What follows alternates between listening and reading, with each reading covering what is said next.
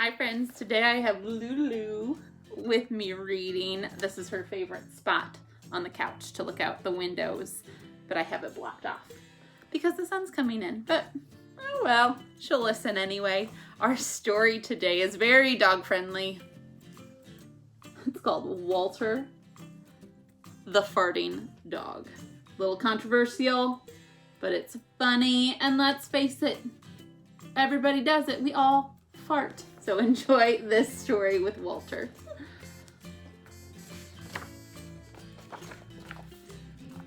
Silly one. Betty and Billy brought Walter home from the dog pound. Nobody wanted him, said Billy.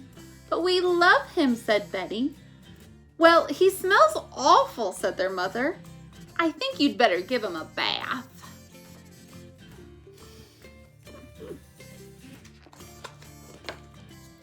Mother walked in and said, he still smells awful. And that's when they got the first clue.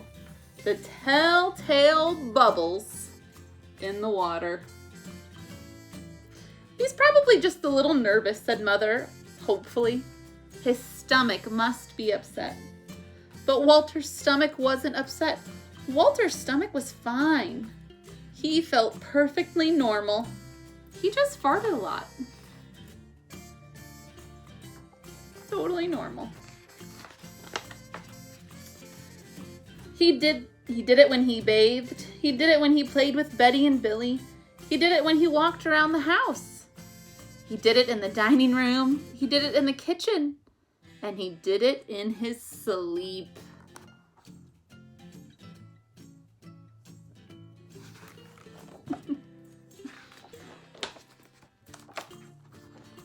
That dog farts morning, noon, and night, said Father.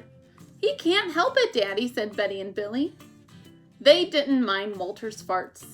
So what if he farts, Billy said to Betty when they were alone in their room with Walter.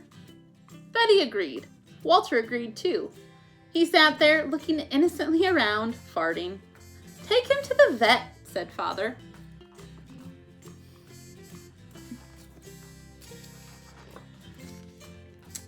Farting, said the vet, or rectal flatulence, as we say in the medical profession, and prescribed a change in diet.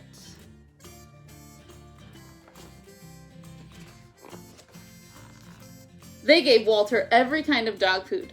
He farted. They tried him on cat food. They gave him hot dogs, hamburgers, and lettuce and tomato sandwiches. They gave him fried chicken. They gave him rabbit food. They made him a vegetarian. No matter what that dog eats, he turns it into farts, roared Father.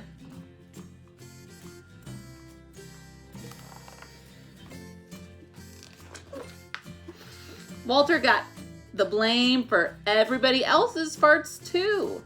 If Uncle Irv let one slip, he just went and stood near Walter. Then all he had to say was, Walter! And everyone would look at poor Walter.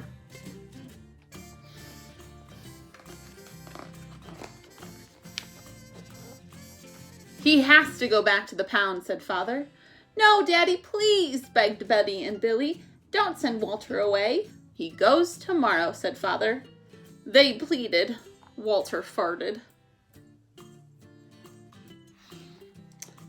It was all over. That night, Betty and Billy cried in their beds, and Walter looked at them unhappily. Oh, Walter, said Betty, you've got to stop farting. Because Father is going to send you back to the pound tomorrow, said Billy.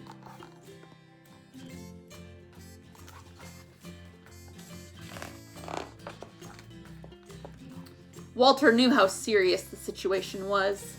He'd never see Betty and Billy again.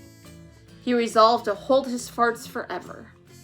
When Betty and Billy fell asleep, he walked down to the kitchen to see if there was anything around to eat.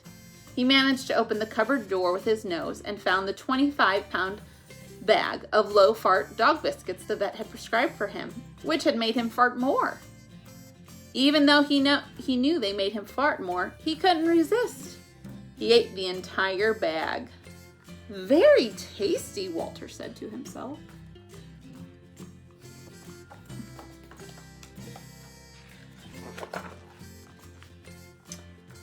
And then he went and lay down on the sofa. A gigantic gas bubble began to build inside him.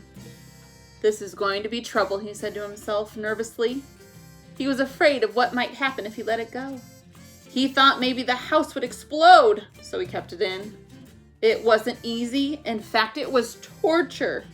But he had resolved never to fart again. His future depended on it. As he lay there with his tail wrapped tightly between his legs, he heard a noise at the window.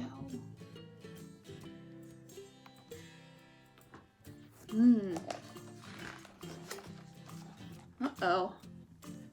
He watched it slowly open. A pair of burglars came through. They dropped silently into the kitchen. "Watch out for the dog," said one of the burglars. "He won't bite," said the other. "He's a wimp."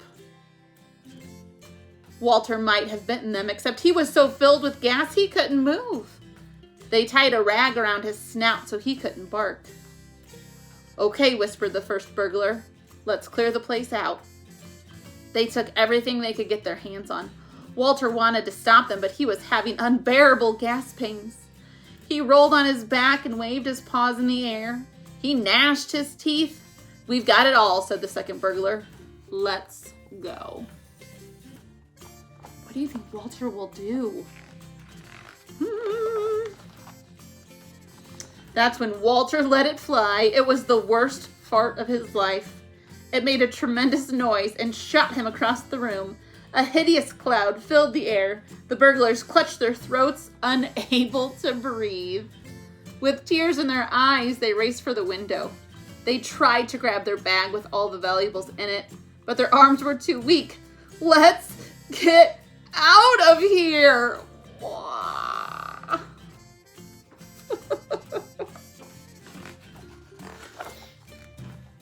They jumped out the window and ran up the block, choking and gasping for air.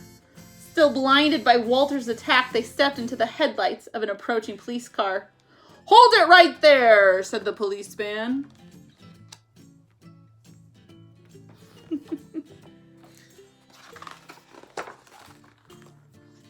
When father and mother came down in the morning, they found the open window, and they saw the bag with their valuables in it, and Walter was sitting beside it. He still had the rag tied around his snout. You'd have to say he looked heroic. Check him out. No, he looks like a hero. "He saved the silverware," cried Mother. "He saved the VCR." VCR is kind of like a DVD player from a long time ago, cried Father. "Good dog, Walter. You're our dog, even if you do fart all the time."